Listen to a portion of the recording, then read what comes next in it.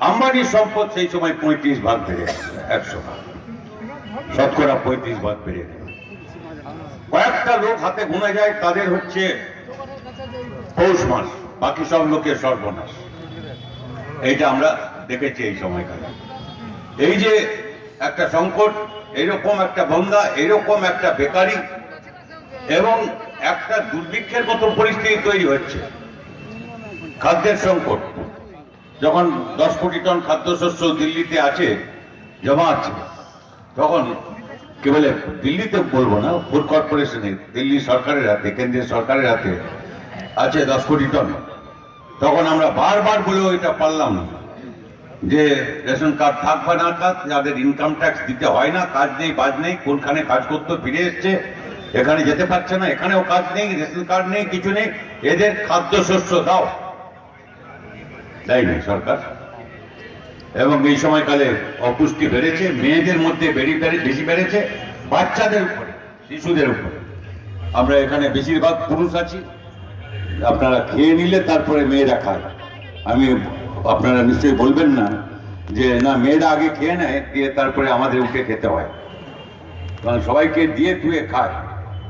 আর মা যেটুকু খায়, কম খায়, তার ভাগ সমান হয়ে গেলেও বাচ্চাকে একটু দেয় ওখান থেকে। সেজন্য অপুষ্টি যখন হয়, সংকট যখন হয় খাদ্যের, হয়তো এখানে আমরা যারা আছি আমাদের হয় না, আমি জানি না, বলতে পারবো না, কিন্তু অনেক মানুষ আছেন যাদের আমরা জানি না, যারা খাদ্যের সংকটে সারা দেশে আছেন, বাংলায় আছেন। এইরকম যখন দেশের অবস্থা, তখন এই বোঝা যখন চাপিয়ে দেওয়া হচ্ছে, তখন আমাদের এখানে পশ্চিম বাংলায় মুখ্যমন্ত্রীর ভাবখানা এরকম, এখানে সব দুধে ভাতে আছে বলে।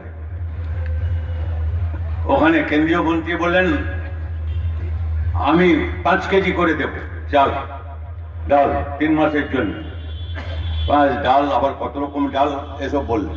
ইনি বললেন আমি 6 মাস করে দেব।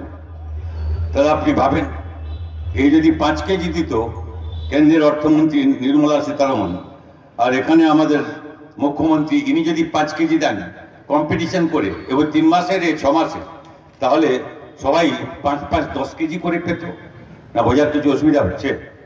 কেউ আছে 10 কেজি করে পেয়েছে মাথা পিছু রেশন? কাউকে দেখেছেন কখনো? যখন সারা দেশ বেকারিতে ছেয়ে যাচ্ছে, তখন উনি বলছেন আমি 90 ভাগ বেকারকে কাজ দিয়ে দিয়েছি, আর বাকি প্রায় 1 কোটিকে দিয়ে দিয়েছি। বলে আমরা অনেকবার বলেছি ওকে যে আপনি তো 99 ভাগ কাজ করে দিয়েছেন, 90 ভাগ 99 ভাগ ধরলাম, আচ্ছা 99 নয় 90 ভাগই আপনি করেছেন, টাকায় 90 পয়সা আপনি দিয়ে দিয়েছেন। তৃণমূল যারা ভোট দিয়েছিল তাদের দিয়ে দিয়েছেন, বা যেমন সবাইকে দিয়েছেন। বাকি 10 পয়সার জন্যে আর তৃণমূল করার কি দরকার আছে? যখন 90 পয়সা পেয়ে গেছে, ওর এখানে বেকারি নেই, সারা দেশে বেকারি বাড়ছে, দুনিয়াতে বেকারি বাড়ছে। আর এখানে যদি আপনি দেখেন মুখ্যমন্ত্রীর বক্তৃতা থেকে, বাজেট থেকে আরম্ভ করে, তাহলে মনে হবে আমরা সব দুধে ভাতে আছি, আমাদের এখানে কোনো সংকট নেই। সংকটটা সারা বিশ্বব্যাপী, সারা পৃথিবীতে এই করোনা অতিমারির সময় একদম অস্থি চর্মসার যে আসল চেহারাটা বেরিয়ে পড়েছে, পুঁজিবাদের যে আসল চেহারাটা এই সংকটের সময় পরিষ্কার দেখা যাচ্ছে, সারা পৃথিবীতে দেখা যাচ্ছে, ভারতে দেখা যাচ্ছে, বাংলায়ও দেখা যাচ্ছে। এইরকম একটা পরিস্থিতি, পরিপ্রেক্ষিত। সুতরাং এটা 2019 না, এটা 2021। খালি এরকম সংকট আছে তা না, সংকট যখন হচ্ছে তার বোঝা চাপাচ্ছে মানুষের উপরে, মানুষ প্রতিবাদ করছে। কতদিন সহ্য করবে? কতদিন ঘর থেকে বেরোবে? কতদিন ঘরের মধ্যে আবদ্ধ হয়ে থাকবে? প্রতিবাদ করছে, প্রতিরোধ করছে। ধর্মঘট, হরতাল দুটো হয়েছে এই সময়। একটা অনেকদিন প্রস্তুতি নিয়ে শ্রমিকরা আর কেন্দ্রীয় ফেডারেশন এগুলো তারা রেখেছিল, আর একটা হচ্ছে তাৎক্ষণিক কৃষকদের ডাকা, যেটা আমাদের করতে হলো। তারপরে যদি আপনি ধরেন বাংলায়, তাহলে একদম কয়েক ঘন্টার নোটিশে একটা হরতাল বা সাধারণ ধর্মঘট আমরা দেখেছিলাম ওই ছাত্র যুবদের উপরে আক্রমণের সময়। তার রিপোর্ট আছে আমাদের, আমি তার মধ্যে যাচ্ছি না। অর্থাৎ এই সময়কালে যেরকম ও বোঝা চাপাচ্ছে মানুষের উপরে, সেই রকম মানুষের মধ্যেও প্রতিবাদ প্রতিরোধ এরকম প্রতিবাদ প্রতিরোধ কখনো স্বাধীনতার পরে হয় 3 মাসের বেশি কৃষকরা ওখানে বসে আছে, বলছে পাঞ্জাব হরিয়ানা দুটো রাজ্যের, তাই নি? বলতে রাজস্থান থেকে আসে, মহারাষ্ট্র থেকে যায়নি মিছিল করে বিশাল, কেরলার থেকে যায়নি, ওড়িশা থেকে যায়নি, পশ্চিমবাংলার থেকে যায়নি ওখানে কেউ, উত্তরপ্রদেশ থেকে যায়নি, চারদিকে দিল্লি অবরুদ্ধ হয়ে যায়নি। সরকার কি করতে পেরেছে? 26শে জানুয়ারি সরকাররা যখন কৃষকরা দাবি করলো এই দিনটাকে আমরা পালন করব, সারা দেশব্যাপী সেই আওয়াজ উঠেছিল যে আমাদের প্রজাতন্ত্র স্বাধীনতা, আমাদের পরে স্বাধীনতার পরে যে সংবিধান আমাকে যে গণতান্ত্রিক প্রজাতন্ত্র সার্বভৌম ধর্মনিরপেক্ষ সমাজতান্ত্রিক এই 5টা কথা, এই মূল কথাগুলো আমাদের সংবিধানের প্রথম পৃষ্ঠায় যেটা লেখা আছে সেগুলো প্রত্যেকটা আমার কাছ থেকে কেড়ে নিয়েছে। আমার প্রজাতন্ত্র সাধারণতন্ত্র ভারতের ফেরত চাই না, এই দাবিতে দেখলেন কৃষক ঢুকলো শেষ পর্যন্ত ওখানে দিল্লিতে। এবং তারপরে সরকার যা করেছে আপনারা জানেন, ওখানে তাকে দমন করার জন্য ওই জায়গাটাকে ঘিরে দিয়েছে এবং এবারে যে ব্যারিকেড বসিয়েছে ঘুরে পুঁতে তারপরে ওখানে মাটিতে গেঁথে এরকম করে করেছে যাতে ব্যারিকেডটাকে কেউ নড়াতে না পারে, চারদিক থেকে ঘিরে দাও। এই তা সত্ত্বেও কৃষকদের মাথা নত করেনি, চলছে আন্দোলন।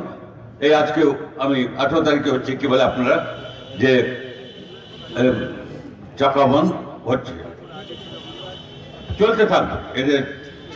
এখন ওই টিকায় বলেছেন যে আমি সব রাজ্যে যাব, সব রাজ্যে আমাদের হবে।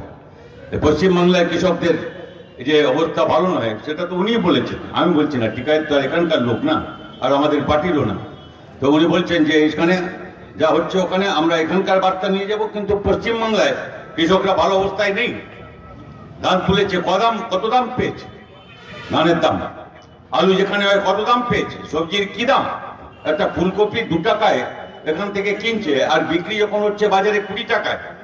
আর ওই দেখেছেন আপনারা ওই ভিডিও, যে ওই কপি যে চাষ করেছিল সে বলছে 2 টাকায় কপি বিক্রি আমার পোষায় না, এই পুরো একদম কোদাল ধরে চেঁচে দিয়েছে, বলছে খান খান করে হয়েছে বিক্রি করবো, যাক বাজারে নিয়ে যেতে যে খরচা পোষায় না। বৌনি খরচা তো আছে একটা, বাজারে নিয়ে যেতে কপি বিক্রি করবার জন্য কারো কাছে। এই যে একটা অবস্থা, এরকম একটা সংকট এবং তার বিরুদ্ধে প্রতিরোধ, এইটা হচ্ছে নতুন এবং এই প্রেক্ষাপটে হচ্ছে রাজনীতিতে তার প্রতিফলন রয়েছে। 2019-এর পর আগের থেকে লক্ষণ দেখা যাচ্ছিল, 2019-এর লোকসভার পর যতগুলো রাজ্যে নির্বাচন হয়েছে একটার পর একটা, কর্ণাটক হোক, মহারাষ্ট্র হোক, কি বলে রাজস্থান হোক, মধ্যপ্রদেশ, সর্বশেষ বিজেপি হারছে। তারপরে কেনা কাটা করে 2টো রাজ্যে কোন রকম দখল করে, আর সর্বশেষ আপনারা শুনলেন, পাঞ্জাব শুনেছেন, হরিয়ানা শুনেছেন, বিহার নির্বাচন দেখেছেন আপনারা। বিজেপির সমস্ত শক্তি দিয়ে সবগুলো মন্ত্রী, ডজন মন্ত্রী, খোদ অমিত শাহ, নরেন্দ্র মোদী এত ঘোরাঘুরি করলেন, এত টাকা খরচা করলেন, এত আইটি সেলের যত রকম মিডিয়া মিথ্যা প্রচার সব করলেন, কিন্তু তা সত্ত্বেও মাত্র 0.3% ভোটে উনি জিতেছেন। ওই রকম কানায় যদি একেবারে অবাধ নিরপেক্ষ নির্বাচন হতো, নীতিশ কুমার আজকে বিহারের মুখ্যমন্ত্রী হতেন না, এবং নীতিশ কুমার হয়েও কদিন থাকবে সে বিষয়ে সন্দেহ আছে। বদলে যাচ্ছে পরিস্থিতিটা, বিজেপির সঙ্গে কেউ নেই। এনডিএতে যতগুলো দল ছিল, নরেন্দ্র মোদী বিজেপির সঙ্গে একটা দলকে আছে, ওর নাম আমি মনে রাখতে পারি না, একটা লোক আছে একজনকে আছে, আর কেউ নেই। শিবসেনা থেকে আরম্ভ করে আর যতগুলো ছিল কেউ আর বিজেপির সঙ্গে নেই। এনডিএতে ন্যাশনাল ডেমোক্রেটিক অ্যালায়েন্স। এই বিচ্ছিন্নতা বাড়ছে, মানুষের রোষ বাড়ছে, ক্ষোভ বাড়ছে, প্রতিবাদ বাড়ছে, আক্রমণ হচ্ছে, তার প্রতিরোধ হচ্ছে, এবং এই সারা দেশ জুড়ে তা প্রতিফলিত হচ্ছে। পশ্চিম বাংলায় তা প্রতিফলিত হচ্ছে না, একথা মনে করার কোনো কারণ নেই। পার্থক্য এই যে পশ্চিম বাংলায় বিজেপি সরকার চালাচ্ছে, পশ্চিম বাংলায় 10 বছর তৃণমূল সরকার চালাচ্ছে। বিজেপি সরকার দিল্লিতে হওয়ার আগের থেকেই, 3 বছর আগের থেকেই কেবল এখানে সরকার চালাচ্ছে তৃণমূল সরকার। আর আমরা সবাই জানি আমাদের অভিজ্ঞতার মধ্য দিয়ে অনেক কথা এখানে হয়েছে, আমি তার মধ্যে যাচ্ছি না। কিন্তু এটা ঘটনা যে দিল্লিতে বিজেপি সরকারের গণতন্ত্রের উপরে আক্রমণ শুরু হওয়ার আগেই পশ্চিমবাংলায় এসে আক্রমণ শুরু হয়েছে। আমাদের এখানে 224 জন কমরেড আমাদের খুন হয়ে গেছে, হাজার হাজার মিথ্যা মামলা হয়েছে, এবং তার সঙ্গে কত কমরেড, লক্ষাধিক কমরেড যুক্ত আছেন। যদি আপনি সব মামলা ধরেন, সব রকম ধরেন, এবং তাদের কখন কতবার হাজিরা দিতে হয়, এই আপনাদের এই জেলা সহ কার 30টা কার 40টা মামলা, আর হাজিরা দিতে হয়, কোর্টে দাঁড়াতে হয় কিরকম, সেই সব এই যে একটা পরিস্থিতি তৈরি হয়েছে। সর্বশেষ যেভাবে ওই কি বলে নবান্ন অভিযানে যেভাবে ছাত্র যুবদের করা হয়েছে, একেবারে পুরো দিল্লি স্টাইল। ছাত্রদের একদিন আগে মহিলাদের ছিল, আপনার 21 তারিখ কি বলে 11 তারিখ ওদের, 9 তারিখে ছিল মহিলাদের, মহিলা সংগঠনগুলি তাদের বিক্ষোভ সমাবেশ ছিল। কি করেছিল সেদিন? ওই একই জায়গায়, যারা কলকাতায় ওই জায়গাটা জানেন, যে কর্পোরেশন, কলকাতা কর্পোরেশন বিল্ডিং, আর ওদিকে একটা ওই রেস্তোরাঁ আছে, ওই মাঝখানে ফাঁকা জায়গাটা, ওইখানটায় কার্যত ঘিরে, ওখানটা পুলিশ ব্যারিকেড করে ঘিরে, ওর মধ্যে যাতে বেরোতে না পারে কোথাও, পিটিয়ে মার মহিলাদের উপরে। মহিলাদের ওর কি ঢিল ছুঁড়েছিল ওদের, মহিলারা ঘুষি মেরেছিল পুলিশকে।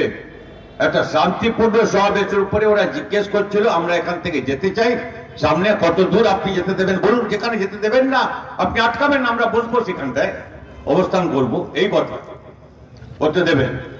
আর যুব ছাত্ররা যেদিন করলো, সেদিন আপনারা জানেন যে কিভাবে একটা, এইটা পুরো দিল্লি স্টাইল, ঠিক যেরকম দিল্লি সীমান্তে কৃষকদের নিয়ে করছে, চারদিকে ব্যারিকেড করেছে। এই প্রথম কলকাতার রাস্তায় গর্ত খুঁড়ে ড্রিলিং মেশিন দিয়ে ড্রিল করে ওখানে ব্যারিকেড বসানো হয়েছে, ব্যারিকেডের পর ব্যারিকেড বসানো হয়েছে।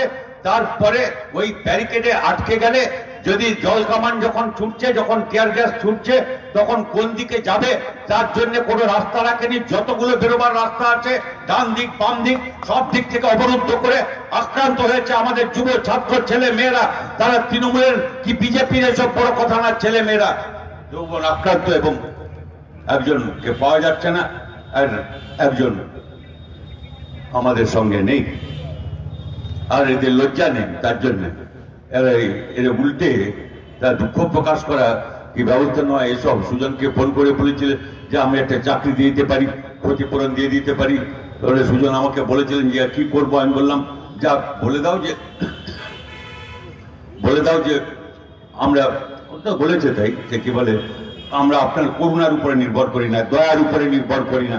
ওই যার জীবন গেছে, এই আমাদের ছাত্র যুব থেকে আরম্ভ করে প্রত্যেক দিন এখানে বসে থাকতে থাকতে আমার কাছে খবর আসছে 1 লক্ষ টাকা পাঠাতে চাই, 2 লক্ষ টাকা পাঠাতে চাই, এবং সেই ছেলে মেয়েদের তাদের পড়ার ভাগ থেকে বিষয় থেকে আরম্ভ করে সমস্ত দায়িত্ব নিয়েছে পশ্চিমবাংলার গণ আন্দোলন। এটা খালি ছাত্র যুবদের ব্যাপার নয়, তারা তো নিয়েছে। আর তাছাড়া অনেক মানুষ আসছেন, এই সরকারের দয়ার উপরে এই আন্দোলন নির্ভর করে না। এইটাই হচ্ছে পরিস্থিতি। যখন এখানকার সরকার জনরোষের সামনে এই আক্রমণকে মোকাবিলা করছে, ঘুরে দাঁড়াচ্ছে সারা ভারতে, যখন এরকম একটা পরিস্থিতি তৈরি হয়েছে, ওইটা 19 সাল নয়, এইরকম একটা পরিস্থিতি, এবং এই পরিস্থিতির মধ্যেই এই নির্বাচন অনুষ্ঠিত হতে যাচ্ছে। এটা একটা পরিস্থিতি না, একটা ভিন্ন পরিস্থিতি। এইটা প্রথমটা আমি আপনাদের দৃষ্টি আকর্ষণ করার জন্য এই কথাগুলো বলতে চাচ্ছিলাম। বিশদ ব্যাখ্যায় যাচ্ছি না, কারণ এটা জনসভা না। 2 হচ্ছে যে এরকম পরিস্থিতিতে কৌশল কি হবে। আমরা জানি 2016-তে আমরা একটা কংগ্রেসের সঙ্গে বোঝাপড়া, সেটা কি মানে জগা খিচুড়ি যাকে বলে, অর্ধেক হলো, অর্ধেকটা হলো না।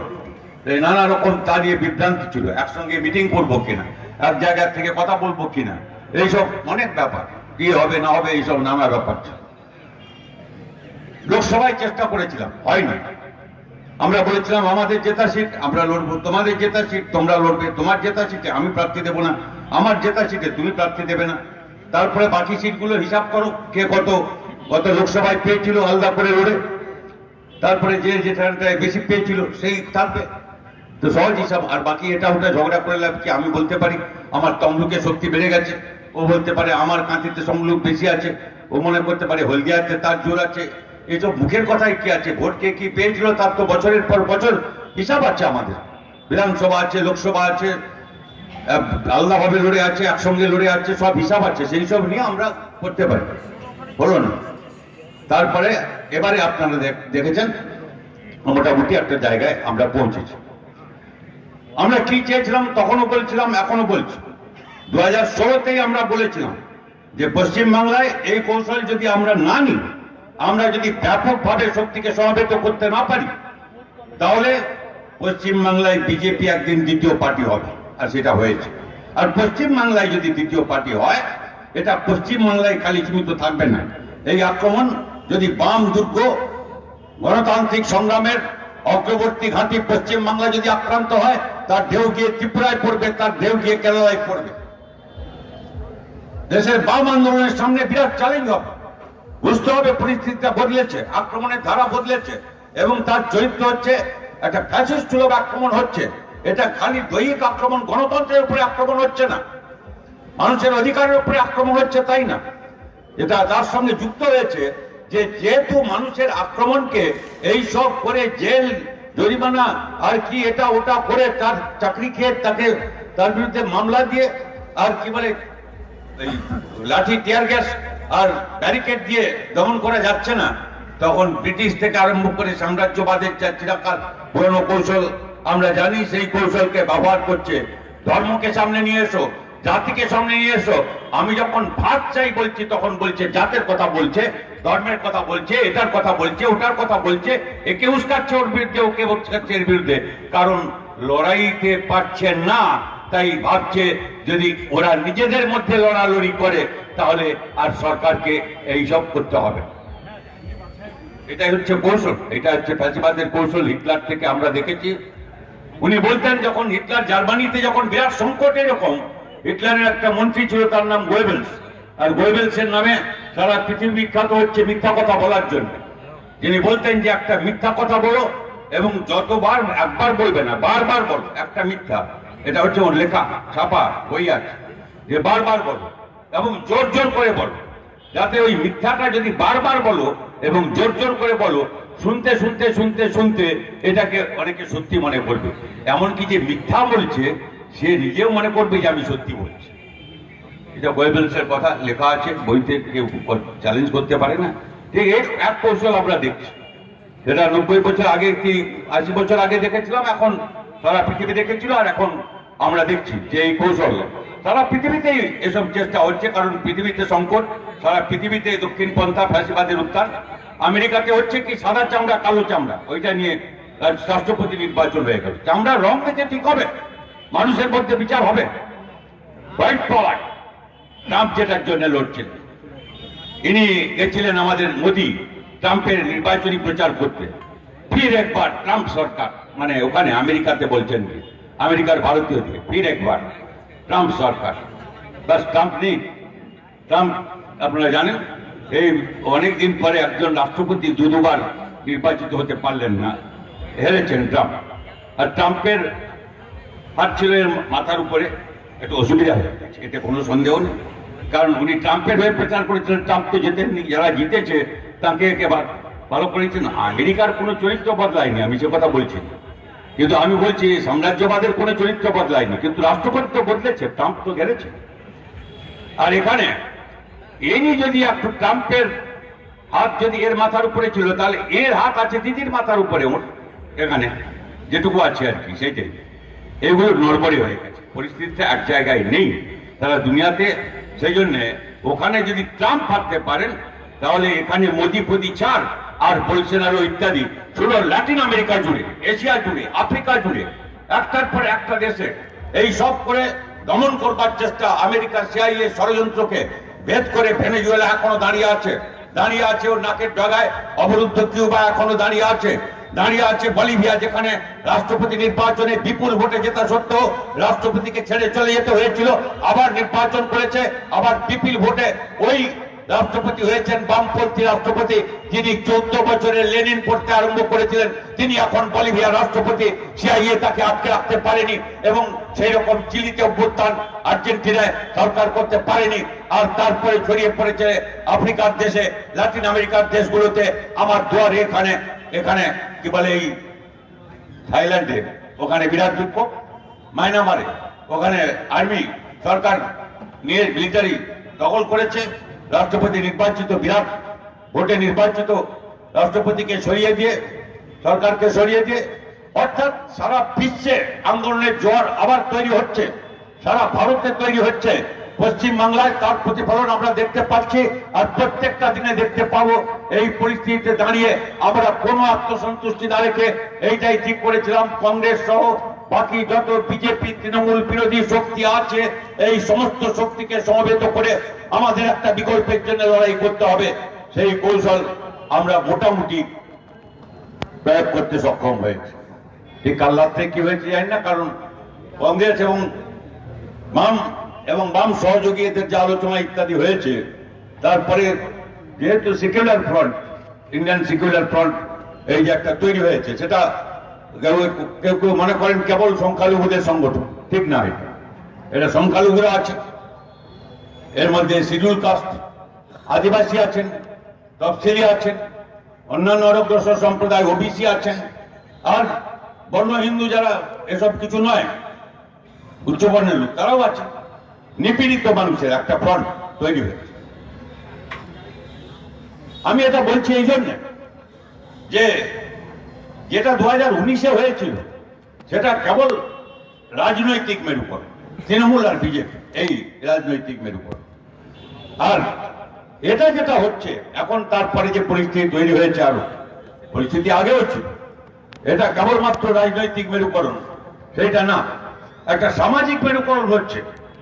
বিশেষ করে এই বিজেপি সরকার ইত্যাদি হওয়ার পর দিল্লিতে, এখানে সেটা সারা আপনি ভারতের দিকে নজর রাখলে দেখতে পাবেন।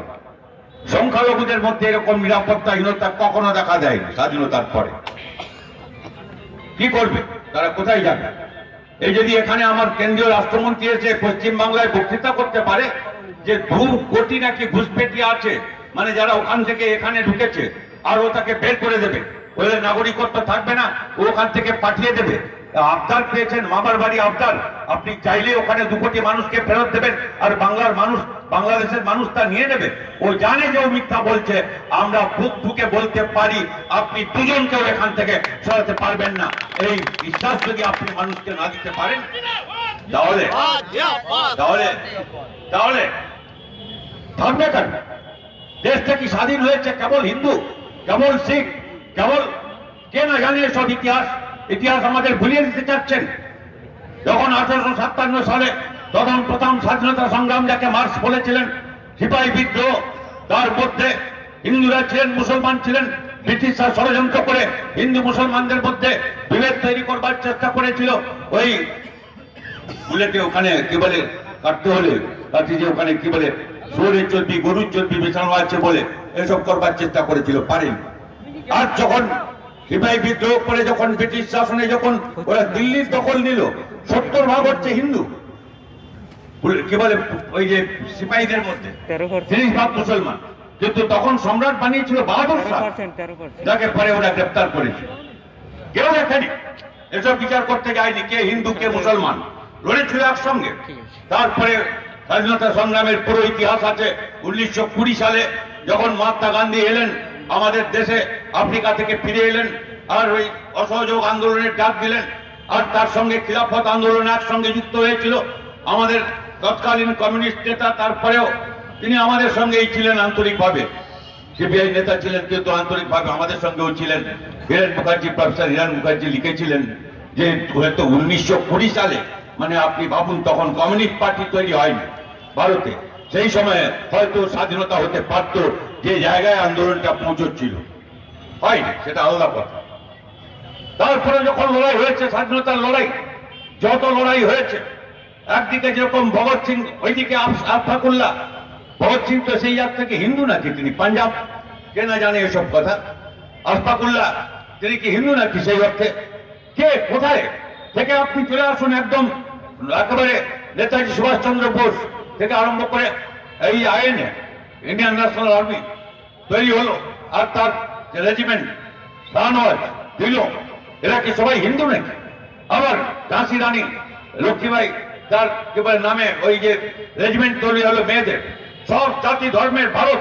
ভারত মানে হচ্ছে সেইটাই, হেতা আর্য, হেতা অনার্য, হেতা দ্রাবিড় চীন, সকুন্দল পাঠান মোগল, এক দেওলীন ভারত তীর্থ রবীন্দ্রনাথ লিখেছিলেন। সেই ভারত আমাদের স্বাধীনতার জন্য লড়াই একসাথে এবং দেশ ভাগের বিরুদ্ধে একসঙ্গে দাঁড়িয়েছিলেন। ইতিহাস এটাই, যে আমাদের ইতিহাস হচ্ছে যে কেউ সংখ্যাগরিষ্ঠ মুসলমানরাও যাননি পাকিস্তান হতে, তারা এখানে আছেন। তারা তো পাকিস্তানে যে 4টা রাজ্য আছে পাকিস্তান, আমি তো গেছি, আর ওই 4 মুখ্যমন্ত্রীর মিটিং কেন্দ্রীয় সরকারের সঙ্গে আমাদের কেন্দ্রীয় মন্ত্রী, আমরা রাজ্যের মন্ত্রী, এসব ওখানে বৈঠক হয়েছে। আমি সেসবের মধ্যে যাচ্ছি না। বলে প্রত্যেকের নিজস্ব সত্তা আছে। খান আব্দুল গফর খান, বাদশাহ গান্ধী যার নাম, তিনি তো চাননি যে আলাদা হোক, চাননি। সিন্ধের যিনি প্রধানমন্ত্রী ছিলেন, মানে আমি অনেক কথায় যাচ্ছি না, অনেক ইতিহাসে, অর্থাৎ স্বাধীনতা সংগ্রামের ইতিহাস হচ্ছে এই যে একসঙ্গে আমরা একটা দেশ, এবং সেটা এইরকম হবে একটা স্বাধীন সার্বভৌম প্রজাতন্ত্র, গণতান্ত্রিক প্রজাতন্ত্র, ধর্মনিরপেক্ষ প্রজাতন্ত্র, এই সমস্ত ভাষাভাষী মানুষকে নিয়ে। কত ভাষাভাষী মানুষ আমাদের দেশে, পৃথিবীতে এরকম একটা দেশ নেই, সেই রকম একটা তার স্বপ্ন। সেইটা স্বাধীনতায় যা হয়েছিল সেটা এখন আক্রান্ত হয়েছে। এখন আদিবাসীদের উপর আক্রমণ বেড়েছে। পশ্চিমবাংলায় দিয়ে খালি বিচার করা যায় না, কিন্তু পশ্চিমবাংলাতেও হচ্ছে।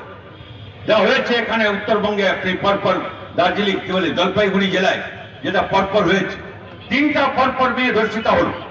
একজন আদিবাসী, একজন কি বলে সংখ্যালঘু, দলিত, এরাই বারবার হচ্ছে। এটা তো ঘটনা।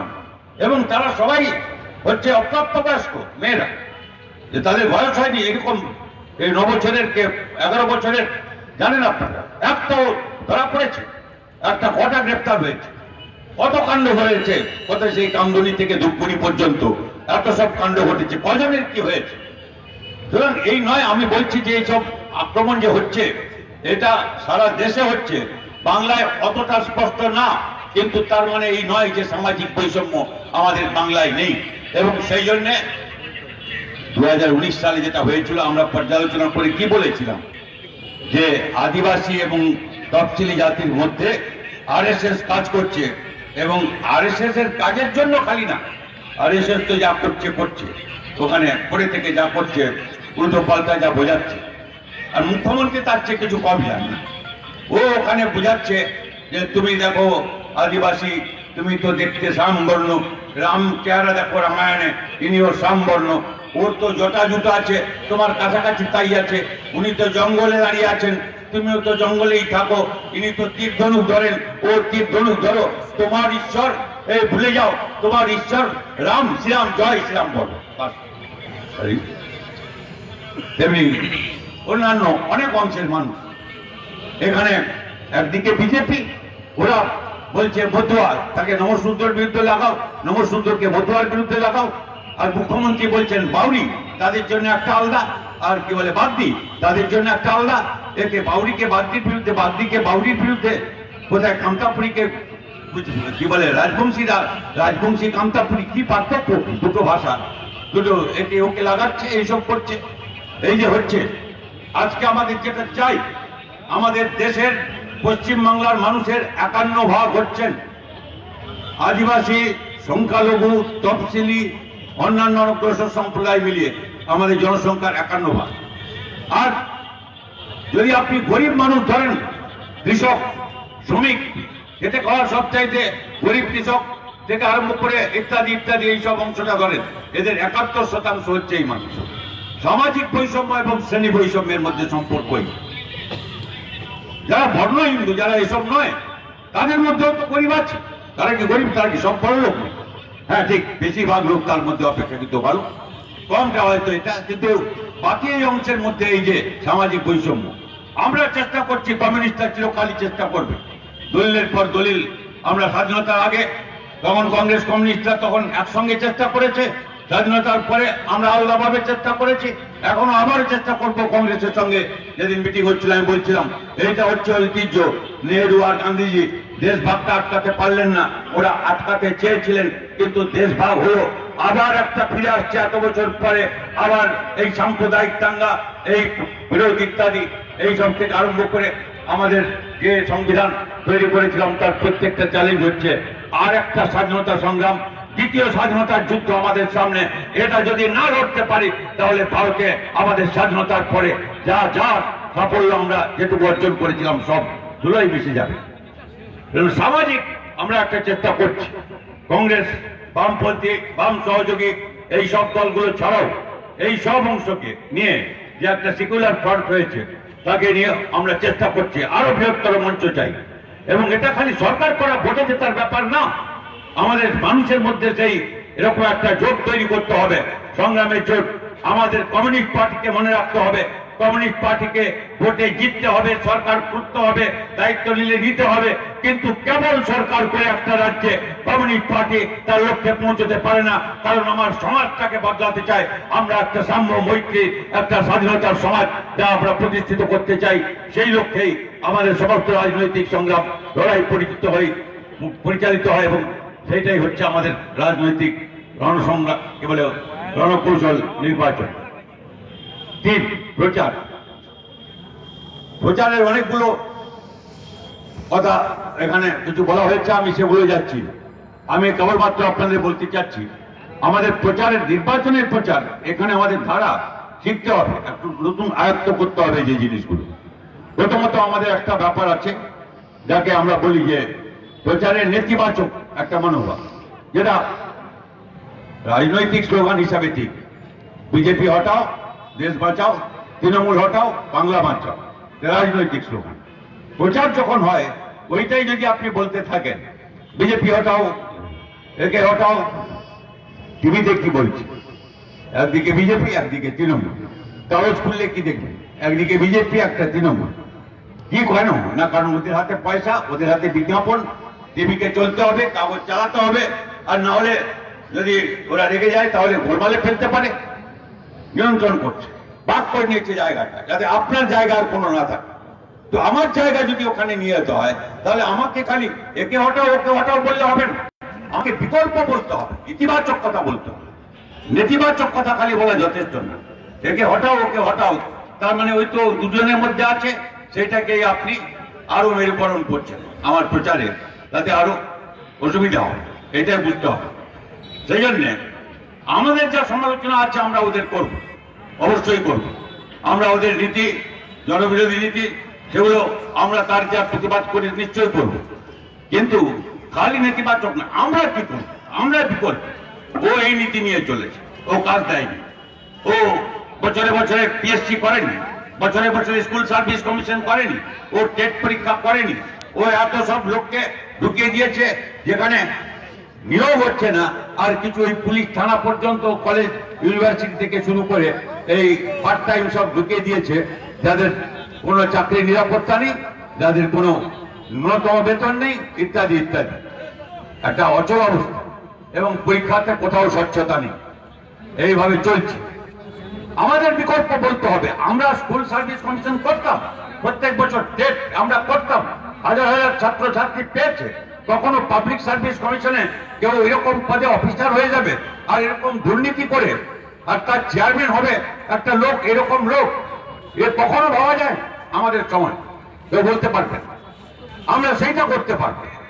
আমাদের বিকল্প কাজ যদি দিতে হয়, যত শূন্য পদ আছে আমাকে 1 বছরের মধ্যে আমরা বিকল্প হচ্ছে এই সব শূন্য পদ, আমরা শিক্ষক হোক, সরকারি কর্মচারী হোক, আর কোন জায়গায় হোক, সমস্ত শূন্য পদ 5 লক্ষের 6 লক্ষের বেশি শূন্য পদ আমরা পূরণ করব। এটা ইতিবাচক কথা, খালি নেতিবাচক না।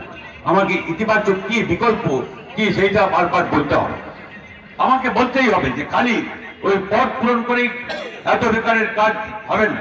আর মুখ্যমন্ত্রী যেরকম বলছেন যে পুজোতেই নাকি অনেক কর্মসংস্থান হয়ে গেল, প্যান্ডেল হলো আর তাতে হইচই হলো, তাতে অনেক লোককে বেকার নাকি কাজ পেয়ে গেল। আরে এটাই কোনো ব্যাপার নেই, স্থায়ী কাজ চাই মানুষের, মানে বেকারদের স্থায়ী কাজ তাদের তো দিতে হবে। এবং সেই কাজ কেবল এই সরকারি কাজে হবে না, সেখানে কৃষি, শিল্প এবং সেবা পরিষেবা যাকে বলা হয়, যেখান থেকে মূল কাজগুলো হয়, বেকারদের কাজ যেখানে যেসব ক্ষেত্র থেকে হয়, সেই সব ক্ষেত্রে আমাদের সেগুলো করতে হবে, করা সম্ভব। আমরা যেরকম বললাম যে শূন্য পদ পূরণ একটা শিল্প, শিল্প মানেই সব বৃহৎ শিল্প না, এটা খেয়াল করতে হবে। যে দেশ যখন স্বাধীন হলো আমরা পশ্চিম বাংলা আমরা 1 নম্বরে ছিলাম শিল্পে। আমাদের হাওড়া থেকে আরম্ভ করে ওই আমি মানে চটকল থেকে পাহাড়ের চা শিল্প থেকে আরম্ভ করে এই একটা ব্যাপার, ওদিকে কয়লা, এই সব মিলে আমাদের শিল্পে আমরা 1 নম্বর ছিলাম। তখন গুজরাট মহারাষ্ট্র একটা রাজ্য, আমাদের চেয়ে 2 নম্বরে ছিল। তারপরে পশ্চিমবাংলা পিছিয়ে গেছিল অনেক। তারপরে আমরা যখন ছাড়লাম সরকার তখন পশ্চিমবাংলা তখন 3য় স্থানে, মানে গুজরাট মহারাষ্ট্র আল্লাহ হয়ে গেছে, ওরা 1 নম্বর 2 নম্বর, আর আমরা 1 নম্বর ছিলাম, আমরা 3 নম্বরে গেছি। আজকের আপনি কাগজ করুন পশ্চিমবাংলা কোথায় শিল্পে 28 নম্বর। এখানে কর্মসংস্থান হতে পারে, কোন শিল্প আসবে, উনি যেরকম করেছেন সিঙ্গুরে যা করেছেন, তারপরে এখানে কেউ শিল্পপতি আসবে, কেউ এখানে বিনিয়োগ করতে আসবে। অর্থাৎ আমি যদি ছোট ক্ষুদ্র মাঝারি শিল্প যেখানে 70% সেইটা কর্মসংস্থান কাজ হয় বেশি ছোট মাঝারি শিল্পগুলো। বড় শিল্পের খুব গুরুত্ব আছে, কারণ বড় শিল্পতে একটা গাড়ি তৈরি হলো সেটাই খালি ব্যাপার না, তার টায়ার তৈরি হবে, সিট তৈরি হবে, এইসব সাবসিডিয়ারি যাকে বলে, এইসব কি বলে, এইগুলোকে মিশিয়ে সব রকম তাতে অনেকগুলো শিল্প গড়ে উঠে।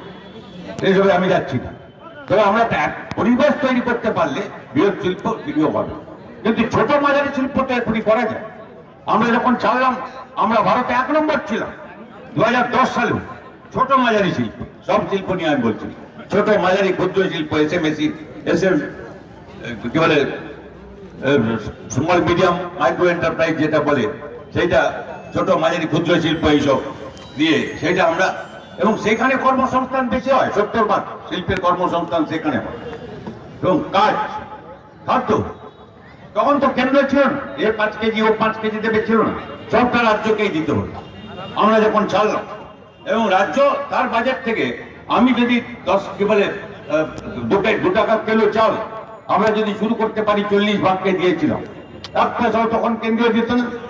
এখন তো কেন্দ্র দুটো, এই যেটা বললাম এদের মাঝে মাঝে ঝগড়া হয়, সেটা কেন করতে পারে?